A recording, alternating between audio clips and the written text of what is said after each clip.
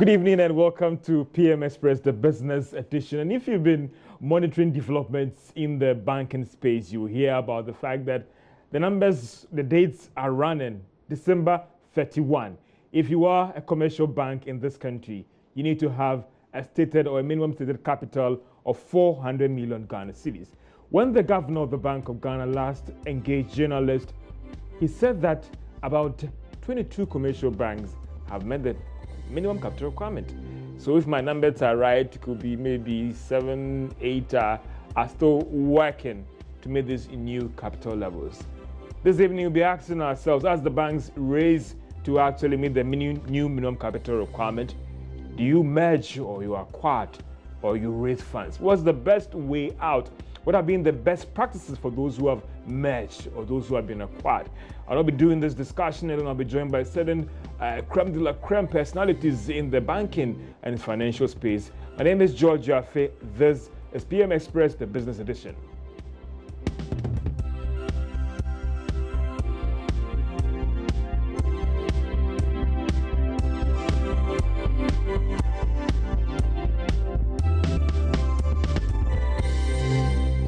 And good evening again, and you're welcome to PM Express, the business edition. And as I told you earlier on, I'll be joined by some distinguished personalities to help me have this whole discussion as you look at the banks racing to meet the new minimum capital requirement of 400 million Ghana cedis.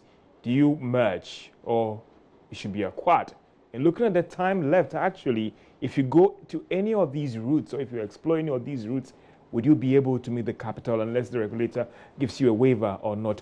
I'll be doing the discussion with Nanotue Champon. He's a banking consultant. Toma Emere, he also been writing a lot on business issues and financial issues, and he's going to share his perspective as an editor, as somebody who's been reporting on the financial space. What are the challenges of these banks? What has he been picking up from the corridors of power, those who are in the banking space? And one person who's worked on one big merger before, that is Mike Kobler. He's with Synergy Ghana. He's a country manager. He worked on the EcoBank TTB merger. We'll be doing this discussion with these eminent persons who are joining me this evening for us to have the discussion. That's the bank's race we have. And I hope you will help me out. So is it 7 days or 8 days or how many banks are left actually in terms? Because the governor said 8 banks. 8, yes. The 22 he gave are those who have either got or have the potential of getting. Some of them had the money in their retain earnings, and they're going to transfer to capital, and then those who have already done it. So out of that, then they have the 8, which is out of the 30. So now again, help me on a note to Champon, your banking consultant. Why have we gotten here? Because some are saying that, well, there can be boutique banks, there can be specialized banks. When you go to developed economies, everyone is not big. You have the Goldman Sachs and you have the community banks and all the rest.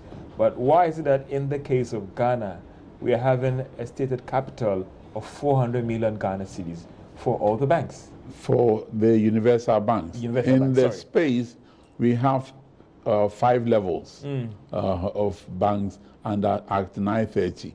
We have the universal banks, we have the savings and loans, we have the finance houses, rural community banks, and microfinance. They are all, according to Section 156 definition of a bank, they are all doing banking business. And so these subsections are there. And that's why right from the onset, the governor said, if you are in a universal banking space and you don't feel comfortable, by all means, you are free to step down and get an SNL license. So those type of things are already there. As we speak, the whole system is being reviewed as to whether we will maintain those 5 sectors or we will collapse them into 2 or 3. But as we speak, those are there. Because the licensing regime under Section 8 of Act 930 identifies those 5.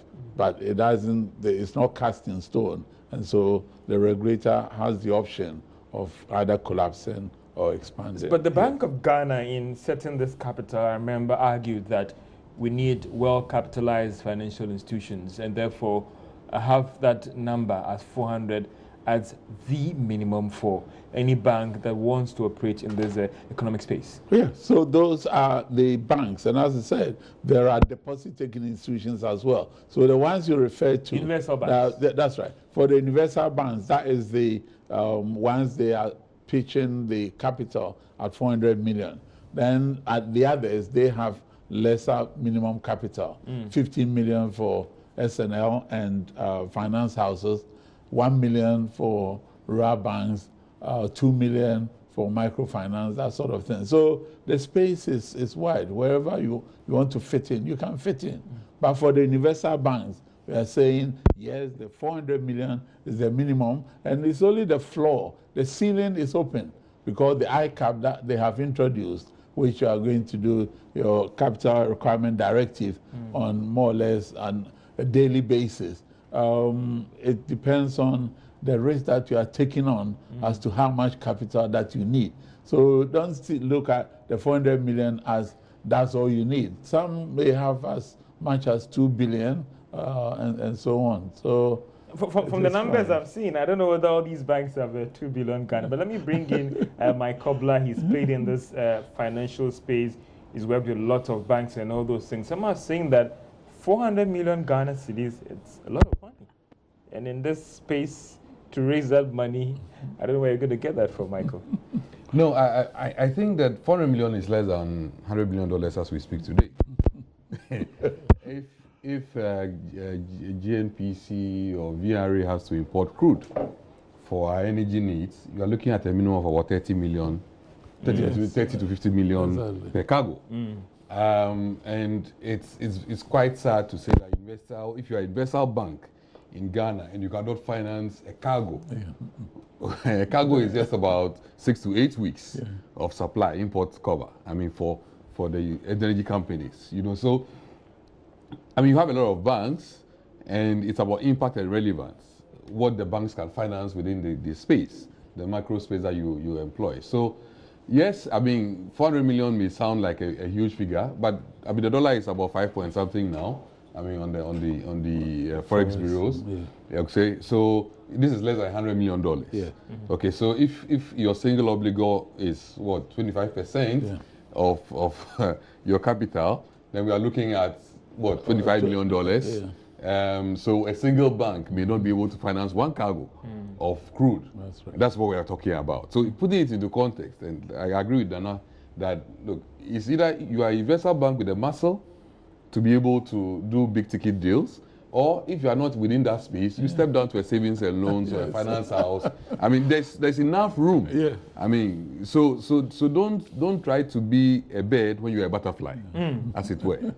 I asked the question about the 400 million Ghana cedis, and I look at what is happening right now, and whether these banks are trying to manage funds well, because you see that banks that are even said to be big banks are kind of struggling to meet this capital way ahead of the deadline. No, not quite. I mean, the banks that we traditionally know as big banks, one bank just had to get some funds from the parent bank recently to bring in foreign capital. That's the idea of having a parent. To help them recapitalize. That's the idea of having a parent. But another bank, the parent was there, and the parent didn't stand up to bail that bank out, and they had to go through another route of raising the funds, and they struggled. Look, George, the issue about fundraising and capitalization is all about opportunity cost. Okay, if I'm a parent, I have to take a decision as to whether I put my money in Angola or in Gambia or in Ghana. Okay, and it's all about returns. Yeah. So if I have a child in Ghana and I don't think that the child is as profitable as the child I have in Nigeria, or have a child in, let's say, Sierra Leone or Angola or wherever, I'll put my resources there. Yeah. And capital is fungible, So it's a question of where to allocate resources. I mean, so if you see any parent that is reluctant in pushing their weight behind their child, it basically means that they're not very satisfied with the returns that they are getting. So primarily, an ab initio, they'll look at areas where they are making more profit and they'll deploy the capital there. So I mean, that is how capital decisions are made. I mean, because at the end of the day, you have a portfolio, and you have to take a view as to how the portfolio is performing. I mean, some may run at a loss, some may run at a, but you may keep a loss-making entity for strategic reasons. If you don't find those strategic reasons beyond profitability, then you are looking at strict bottom line. Is this a good investment to make in terms of returns or not? So if it is not, then you take a view and say, well, it's as good as collapsing a bank or getting them to merge with other entities to make them more profitable, or you look at other options. You know, so there is really no. It's not an emotional decision. No. It's a scientific decision. As to where we get the fund. Let me bring in to Mary. I mean, we've been reporting on these numbers. We've been looking at these banks from afar and all the rest. Then, for you, do you get it that 400 million Ghana cedis, cool chop, will meet the capital requirement, or it's a very painful decision that we have to go through and meet these new capital levels put forward by the Bank of Ghana? Well, I quite agree with Mike. I think that 400 million is far too small. Would you have opted for the initial proposal of 600, 700 million? Yes, I would. I mean, look, why? The Bank of Ghana wanted, George, look at it this way. The Bank of Ghana wanted consolidation in this industry. Now, where's the consolidation? It hasn't happened. Basically because at the end of the day, most banks have been able to raise the 400 million. All right? So we've not achieved that consolidation after all.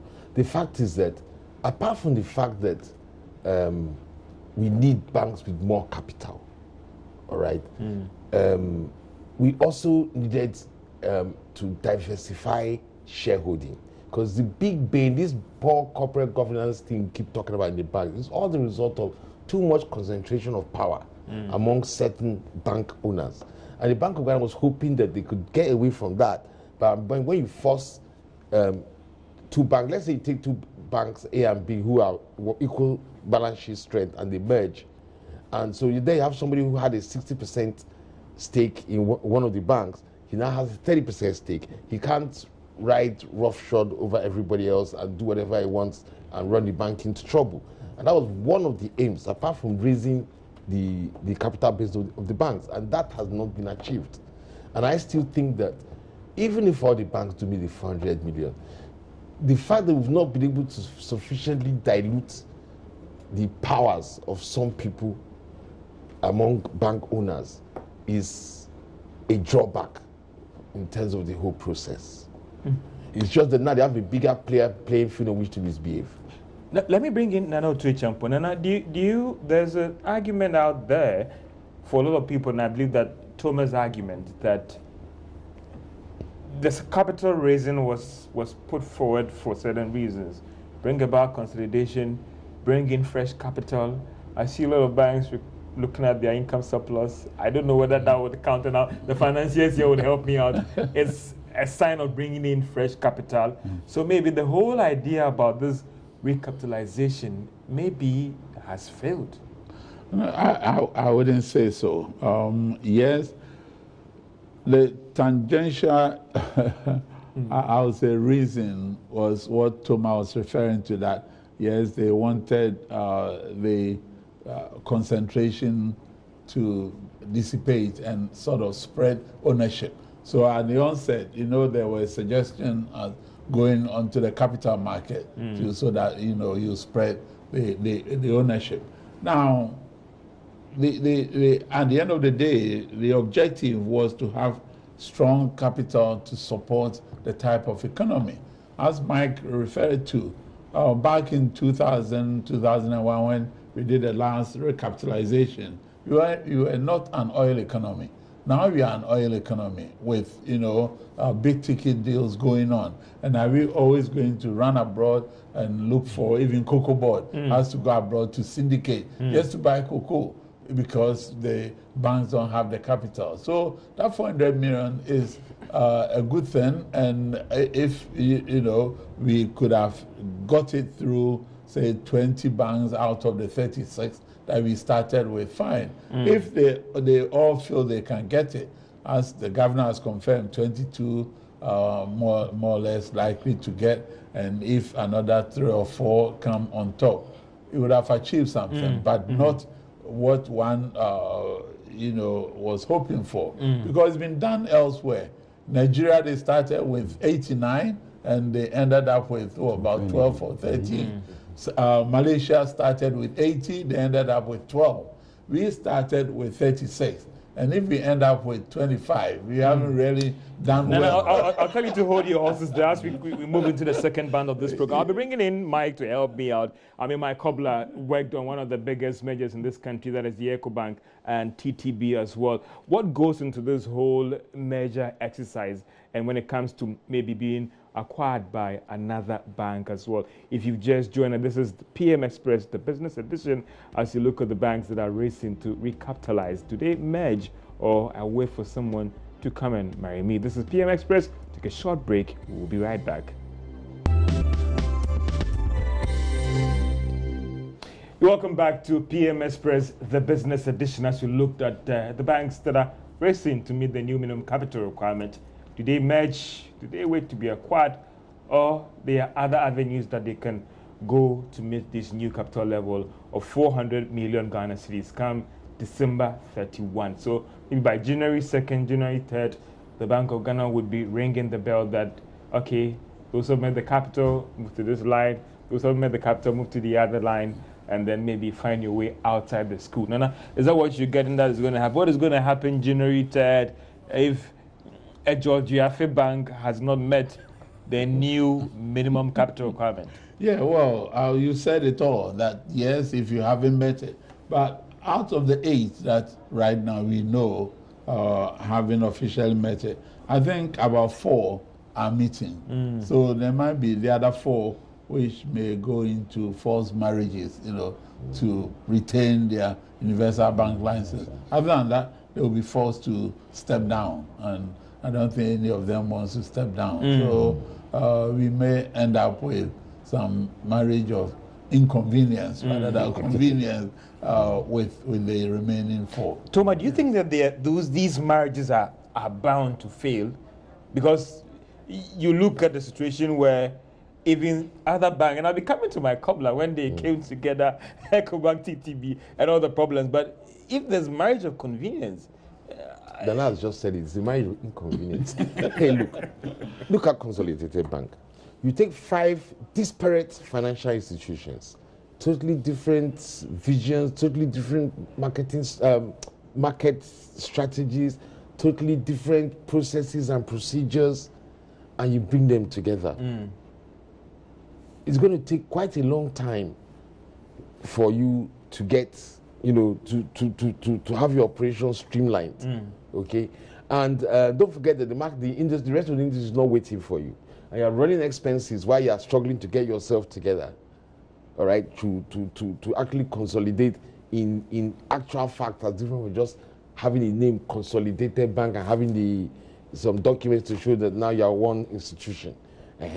So, in Consolidated Bank should be a lesson in terms of how difficult the thing is. And don't forget, this is a bank. Not to go into specific banks' needs. I don't think that they've been a failure here. I think that looking at the magnitude of the measures, these problems are bound to happen. Please don't get me wrong. Consolidated Bank is going to succeed.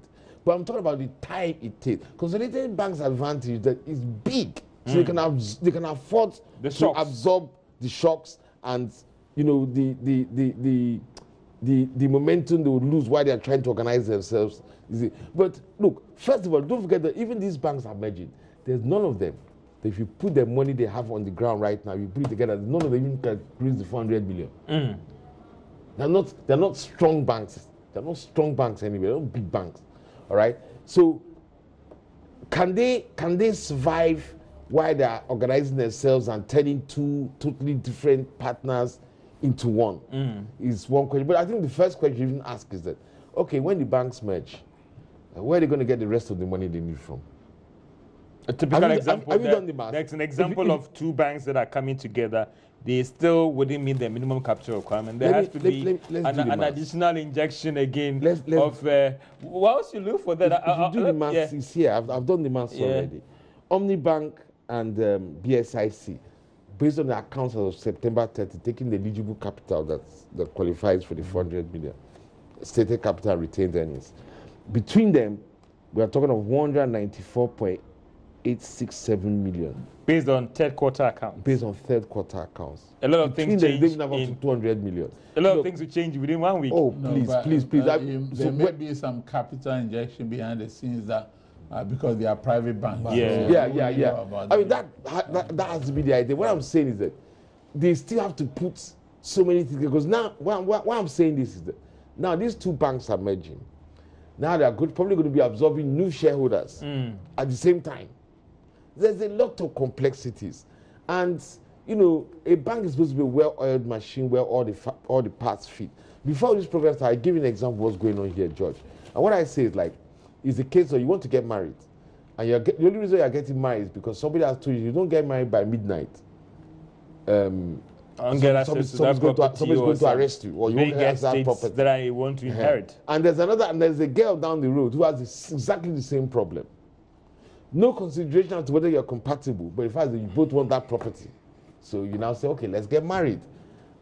Well, it's going to take a minor miracle for that marriage to be successful. Time bomb. let me come to my cobbler, and I'm asking myself that at this time, do you merge, do you acquire, or do you do a private placement? And merger has been the talk of the town right now. Let me understand what goes into merging. I mean, and there are clear legal rules and how these things should be done. We know of two banks that just about 3 weeks ago or 2 weeks ago, even a week ago, they came out to tell all of us that we're going to get married. We are going to do the koko and everything. And help me out, walk me through the process. Okay. Well, I mean, a merger is, I like the way the description has gone so far about marriage. I mean, marriage of convenience or inconvenience. I mean, whichever way you look at it. That's what Anna said. Yes, marriage of inconvenience. And essentially, it's about compatibility. Okay, there's something in management called strategic fit, okay, of a merger. Okay, that strategic fit is very important. What is the commonality between the two institutions? What does one have that the other does they have that can complement each other? Okay, because it's all about 2 + 2 = 5 effects, or 1 + 1 = 3 effects.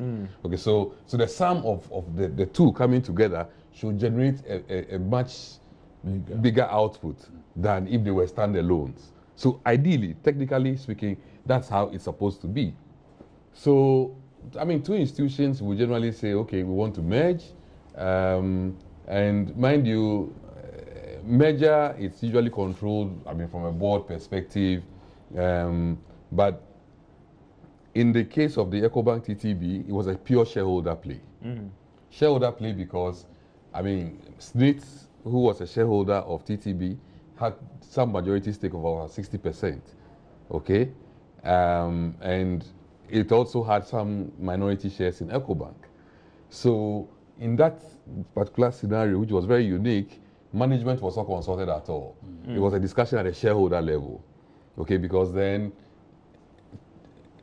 it's need to recognize that if we got more of EcoBank shares, our returns on our portfolio level will be much greater than if we stuck to TTB and EcoBank alone. So it was a pure shareholder discussion. Management did not come into play at all. But typically, two institutions would size each other and say, look, because of these synergies that we have amongst us, maybe commonalities, I have strength in corporate, you have strength in retail or SMEs. Let's come together and we form a very huge bank. And based on our specialties, we'll be able to generate much more bigger returns for shareholders. Okay. So then they have an MOU amongst them and look at the areas of commonalities, and then they approach Bank of Ghana and say, these are intents. So at that point, it's an MOU and a declaration of intent. Okay. Yeah. Now, Michael, sorry to cut in, but looking at the laws and the due diligence you have to do and all the rest, what is the minimum time lag that you can say that I have said I want to get into partnership with Nana, that I need for us to have a good marriage? Well, the TTB EcoBank marriage has been regarded, I mean, in international circles as the fastest ever that has been done. And that was done within 1 year, one calendar year. 1 year? Yes. Oh, yes. That's the fastest. Yes. I mean, from preparation of proposals to various shareholders and submissions, approval from Bank of Ghana, coming back to appoint consultants, technical, legal, financial due diligence to be done. The results of that output going into evaluation reports. The evaluation reports from both sides, because you have a sell side advisor, you have a buy side advisor. Okay, so there are two advisors from both ends. They will carry out their own independent evaluation. You come together, you negotiate. Once you negotiate and you reach a common agreement, and negotiation could take 3 months. You have a common agreement, you now go back to shareholders for them to approve what you have negotiated. Shareholders may agree or disagree, or if they agree, they say, okay, they give you the green light, then you go back to Bank of Ghana with a strong case of what this merger is going to achieve. At that point, when Bank of Ghana gives you the blessing and go ahead, you go finally to your shareholders, get their shareholder approval and everything, and then you start integration. Integration, you have to look at systems, you have to look at people, you have to look at a strategy, you have to look at, what do we call it, branches. Where do you have branches in the same area you have to close down? You cannot have 2 MDs, you cannot have 2 financial controllers, you cannot have 2 GMs for credit, risk. You have to look at all those things and harmonize them. Okay, so as part of that integration process, you have to put 2 entities into one. Okay, it means that people will lose their jobs, their ego issues that will come to play. Who is a better financial controller than the other? What have the other achieved that this one has not achieved? There will be the politics, there will be the human issues, but most importantly is culture. Yeah. Culture. I mean, you know, we tend to focus extremely on the technical aspects of mergers, but culture is extremely important. Side to this whole because there are institutions that have been run as a family entity, and people can walk and they call themselves by first names and all that. So that is a culture that's been built. The same thing in multimedia here. Exactly. You have those institutions also that, I mean, it's very formal, and you cannot address the MD as a Nick, or you have to say Mr. Champon, you have to say Mr. That. So that culture alone, changing that psyche of people, it's not very easy. And even though, I mean, the EcoBank TTB merger has been touted as one of the best that has been done so far, in the integration process, we realized that a couple of the TTB staff felt shortchanged, and so they had to move to other banks along the line. I mean, the SME portfolio that was really the catch of the bank, because EcoBank had been known to traditionally be a corporate bank at the time. So the TTB angle was going to be the SME and the small corporate side. Those who were heading those institutions at some point felt that they couldn't find their level within their marriage. So then they started looking elsewhere, But there are ways of addressing these things. But Mike, looking at this explanation that you've given to me, I mean, for the EcoBank TTB merger, time will indeed tell whether it's a best example for all of us to look up to. No, but it's been 5 years now. It's over 5 years. Then I want to make a quick comment.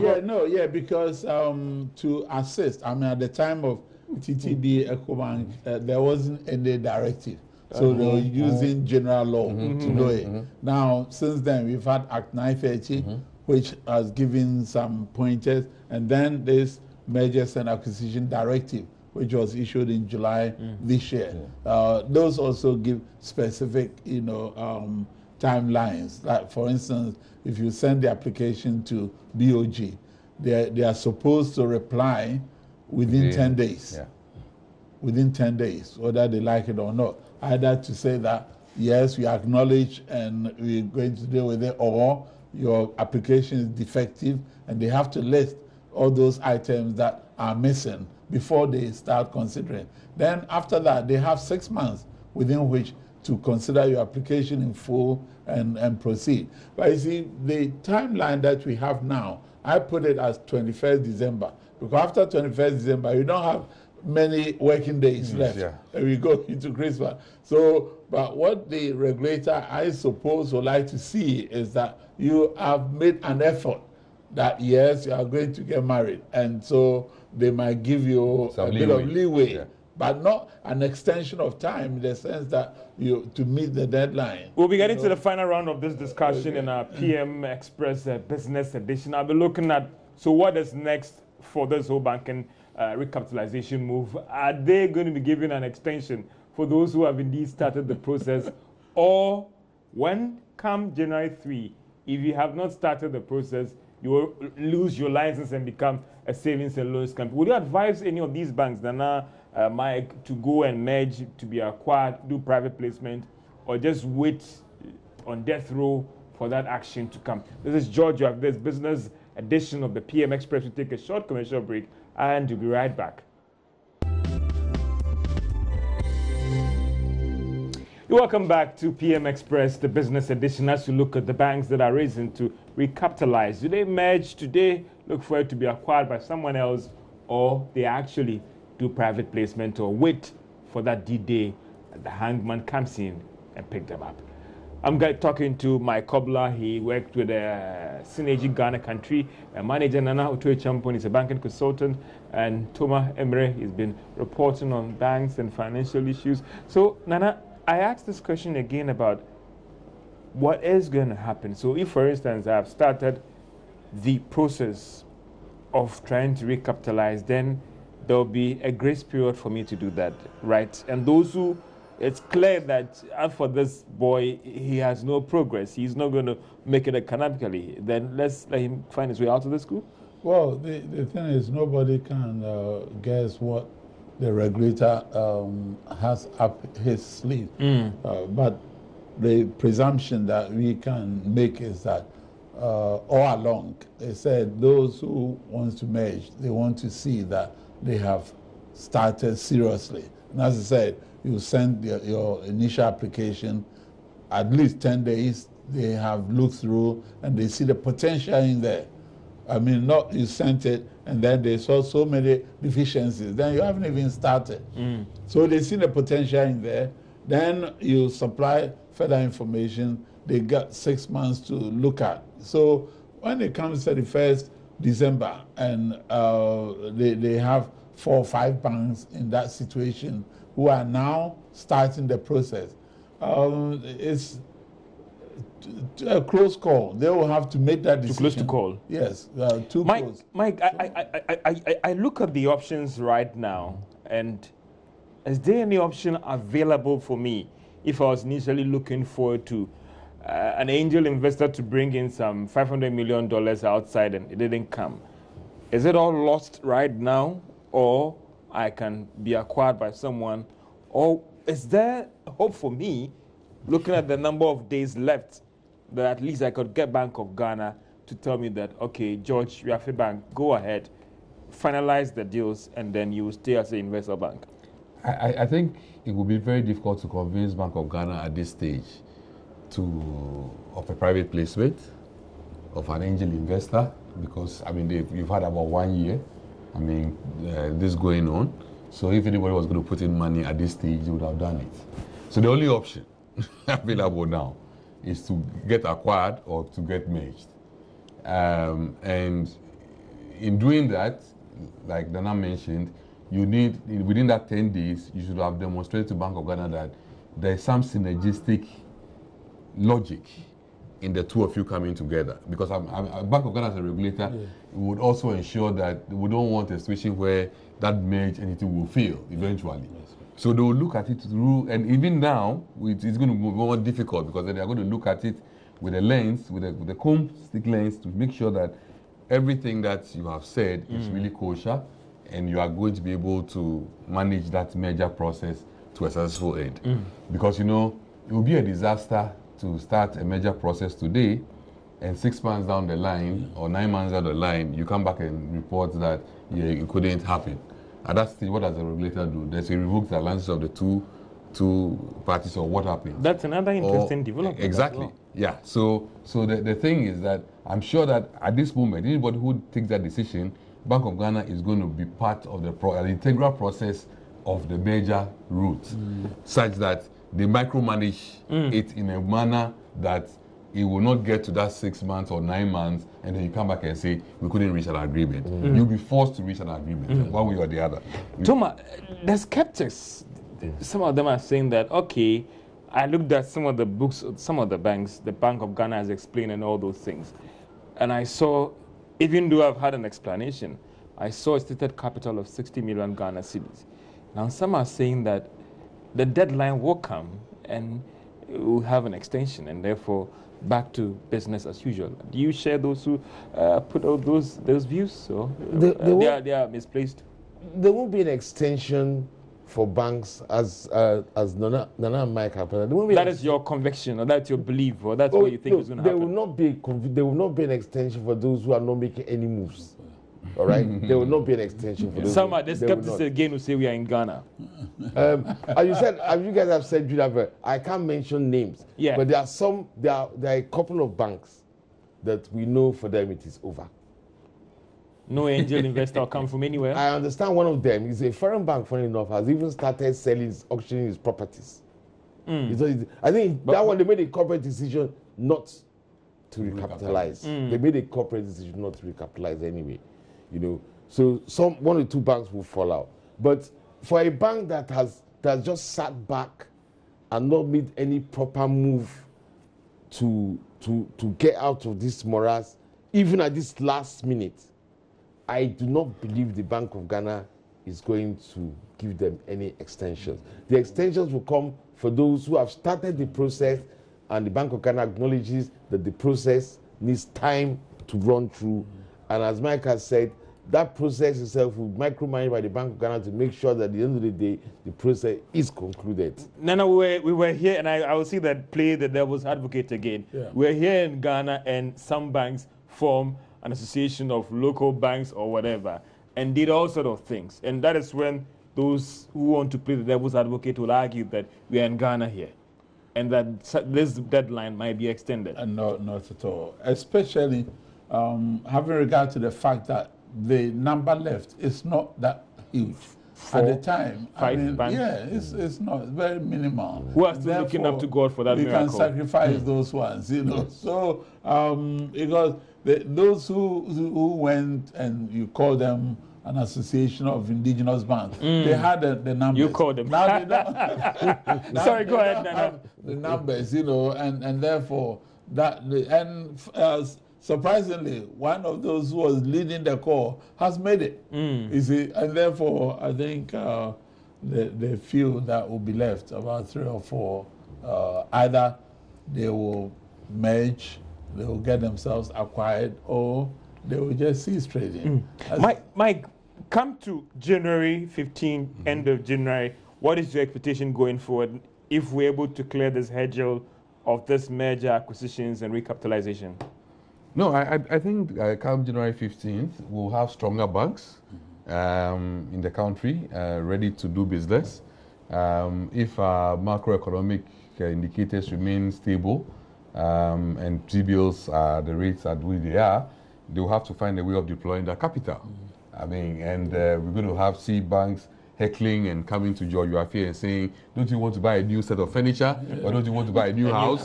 You know, a new car. You know, I think banks are going to be more aggressive now than they used to be. My personal view is that banks in Ghana don't take risk at all. I mean, I've seen deals being sent to banks which makes every logic, and they're not ready to finance. They're ready to take people's deposits, but they're not ready to give credit. I mean, because they're comfortable. I mean, if you're in a situation where you can buy bonds and all that, and you can make meaningful profit, I mean, and your shareholders are happy, you will take that passive view. But with this capitalization, you'll be forced to be creative and do more innovative things to be able to deploy that capital. Innovation post recapitalization. Nana, in a minute, post recapitalization, expectation, outlook? My expectation is going to be good because there's going to be jobs.